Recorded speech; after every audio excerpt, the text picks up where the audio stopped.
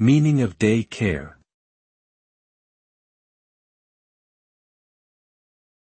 Day care.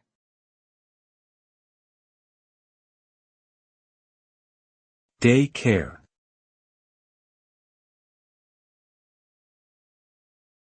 Day care.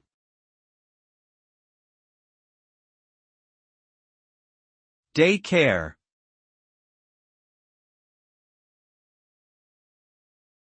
Daycare refers to a facility that provides care and supervision for young children or elderly individuals during the daytime hours while their parents or primary caregivers are at work or running errands.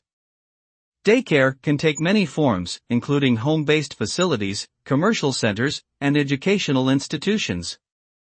The ultimate goal of daycare is to provide a safe, nurturing, and stimulating environment for individuals who need it, while also allowing their primary caregivers to meet their other responsibilities.